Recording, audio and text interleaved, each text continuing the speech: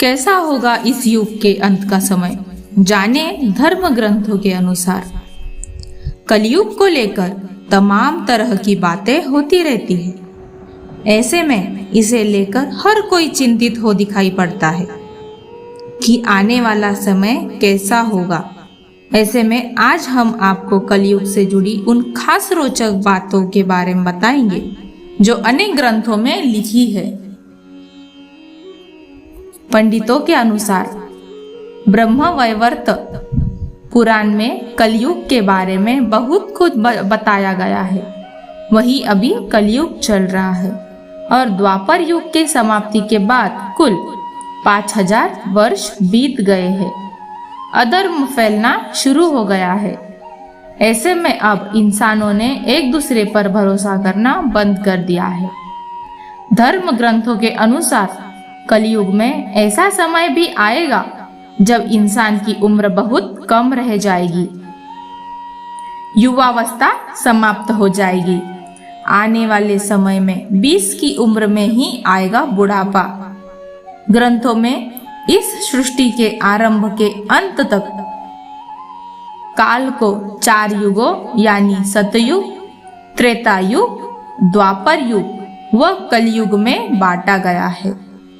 कब होगा विष्णु भगवान कल्कि का अवतार? कलयुग के अंत समय को लेकर अनेक धर्म ग्रंथों में कई रोचक बातें लिखी है। आइए जानते हैं इस युग से जुड़ी कुछ ऐसी बातों को। ज्योतिष ग्रंथ सूर्य सिद्धांत में बताया गया है कि कलयुग 4,32,000 वर्ष तक रहेगा। वही देवताओं के इन दिव्य वर्षों के आधार पर 4 युगों की मानव सौर वर्षों में अवधि इस तरह है। सतयुग 4800 और 17,28,000। त्रेता युग, द्वापर युग और कलयुग है कुल 1200 दिव्य वर्ष और 4,32,000 सौर वर्ष। कलयुग में 16 वर्ष की आयु में ही लोगों के बाल पक जाएंगे और वे 20 वर्ष की आयु में ही वृद्ध हो जाएंगे। युवावस्था समाप्त हो जाएगी। यह बात सच भी प्रतीत होती है क्योंकि प्राचीन काल में इंसानों की औसत उम्र करीब 100 वर्ष तक रहती थी।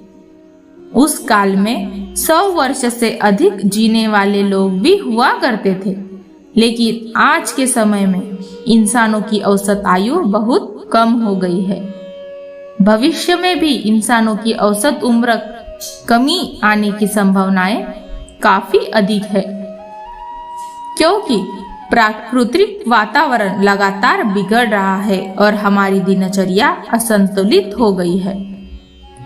पुराने समय में लंबी उम्र के बाद ही बाल सफेद होते थे, लेकिन आज के समय में युवा अवस्था में ही स्त्री और पुरुष दोनों के बाल सफेद हो जाते हैं।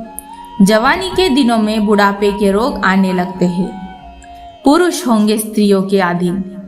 भगवान नारायण ने स्वयं नारद को बताया है कि कलयुग में एक समय ऐसा आएगा जब सभी पुरुष स्त्रियों के अधीन होकर जीवन व्यतीत करेंगे।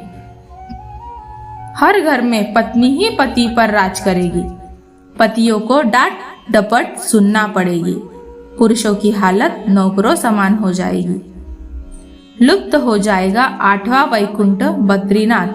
जानिए,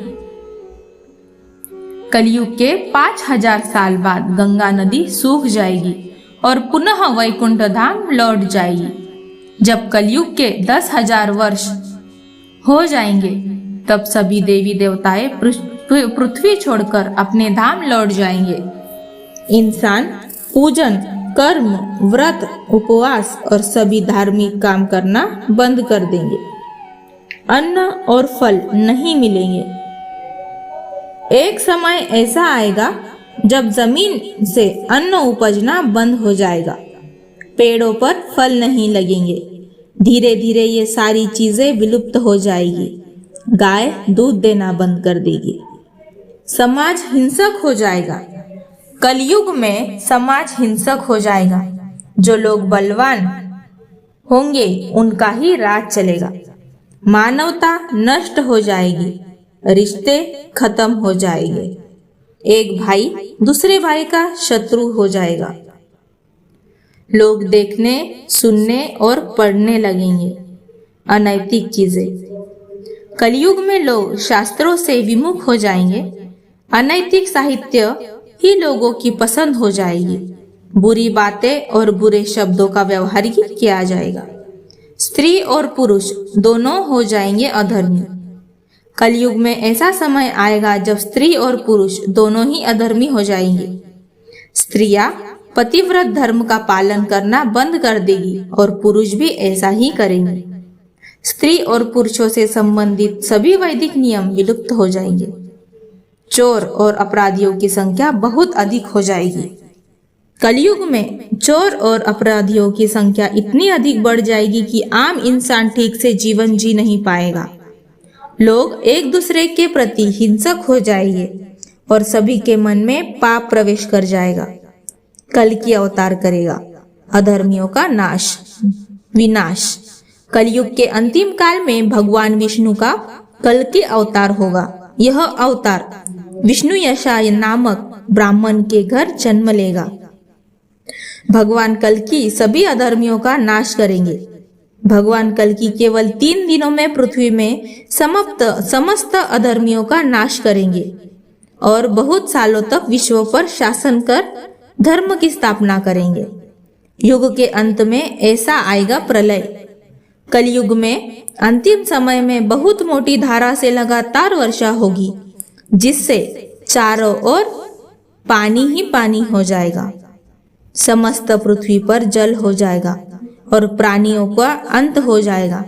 इसके बाद 1,70,000 वर्षों का संधि काल, एक युग के अंत और दूसरे युग के प्रारंभ के बीच के समय को संधि काल कहते हैं।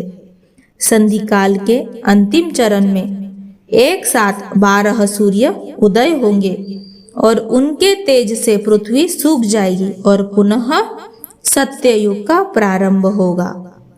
धर्म ग्रंथों के अनुसार जब जब धर्म की हानि होती है, ईश्वर अवतार लेकर अधर्म का अंत करते हैं। हिंदू धर्म में इस संदेश के साथ अलग अलग युगों में जगत को दुख और भय से मुक्त करने वाले ईश्वर के कई अवतारों के पौराणिक प्रसंग है। दरअसल इनमें सच्चाई और अच्छे कर्मों को अपनाने के भी कई सबक है।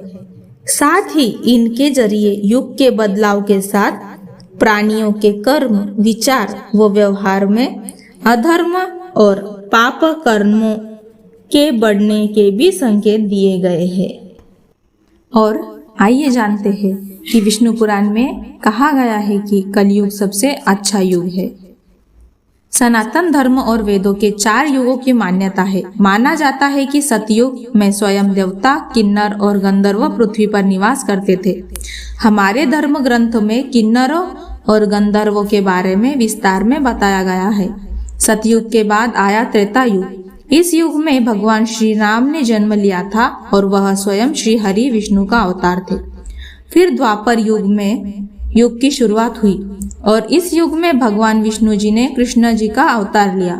और द्वापर युग में श्री कृष्ण जी जिस तरह लीलाएं रची, उनके बारे में प्रबुद्ध लोगों को कहना ही भगवान इन लीलाओं के जरिए मानव मात्र को कलयुग में जीवन व्यापन का पाठ पढ़ा रहे थे। कलयुग का कालखंड सबसे छोटा माना गया है और माना जाता है कि कलयुग में भगवान विष्णु का 10वां अवतार होगा, जिसका नाम होगा कल्कि। वर्तमान समय में कलयुग ही चल रहा है। विष्णु पुराण कलयुग के वर्णन करते हुए कहा गया है कि कलयुग में अधिक पाप इतना होगा कि सृष्टि का संतुलन बिगड़ जाएगा। कन्याएं 12 साल में ही गर्भवती होने लगेगी। मनुष्य की आयु औसतन 20 वर्ष हो जाएगी। लोग जीवन भर की कमाई एक घर बनाने में लगा देंगे। इसके सब बावजूद जब पाराशर ऋषि ने सभी देवताओं से पूछा कि सभी युगों में कौन से सबसे बढ़िया है, तो ऋषि ने वेद व्यास जी के कथनों का जिक्र करते हुए समझाया कि सबसे उत्तम कलयुग है। आइए जाने व्यास जी ने विष्णु पुराण में क्यों कहा है कि कलयुग को धन्य और सबसे उत्तम। श्री वेद व्यास जी ने वेदों का वचन किया और भगवान गणपति ने उनके अनुग्रह पर उन वचनों को लिखित रूप में प्रस्तुत किया। श्री वेद व्यास जी को ही वेदों का रचनाकार माना जाता है। वेद व्यास जी से जुड़ी एक पौराणिक कथा के अनुसार वेद व्यास जी ने सभी युगों के कलयुग को श्रेष्ठ युग कहा है। यह चौंकाने वाली बात जरूर है, क्योंकि कलयुग में तो सबसे अधिक पाप और अत्याचार होगा। वेदों और धार्मिक ग्रंथों के ऐसा कहा गया है। अगर ऐसा है तो कलयुग सबसे श्रेष्ठ कैसे हुआ?